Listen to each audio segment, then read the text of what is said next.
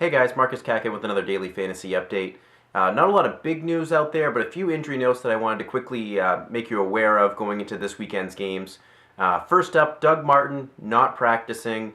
I think even if he was practicing, he probably isn't in your starting lineup anymore at this point. Doug Martin has simply been that bad. All the hype has been going around Charles Sims right now, but even Charles Sims' stat is a little uncertain for this weekend. So Bobby Rainey could be poised for a big role this weekend. So pay close attention to that.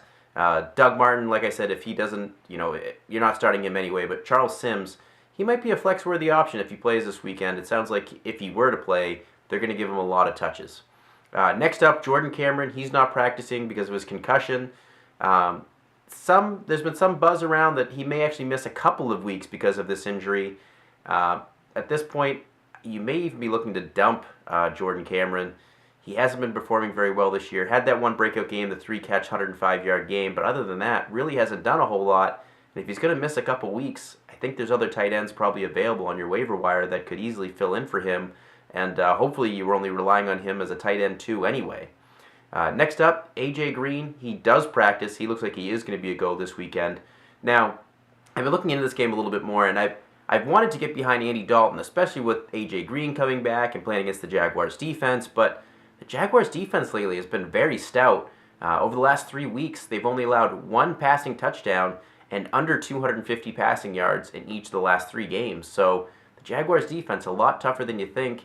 Andy Dalton, as much as the play looks good with A.J. Green coming back, may not actually be a good play this week, so pay attention to that. Next up, Ryan Matthews still not practicing, but Donald Brown practices fully, so it sounds like he should be back this weekend. So if you're a Brandon Oliver owner, pay attention to that. We could see, I'm predicting, a 60-40 split workload if Brown is back in favor of Oliver. So, if you're, like I said, if you're an Oliver owner, watch to see what they do with Donald Brown for this weekend. Ahmad Bradshaw not practicing. It's not expected his injury to be serious, but another one, pay close attention to that because, if there's just one guy in that backfield, in this case maybe Trent Richardson, going to have a lot of fantasy value in that high-powered offense. Rashad Jennings, no timetable for his return still. There was a lot of speculation that he was going to be back right after their bye week, but with them coming out and saying still no timetable, that makes you really worried about Rashad Jennings. Meanwhile, Andre Williams getting nothing done, under 65 rushing yards in every game this season. So it's not like you're relying on Andre Williams, but for everybody that's been, like myself, that's been holding on to Rashad Jennings, thinking you're going to have him back, it's still looking like maybe even a couple more weeks.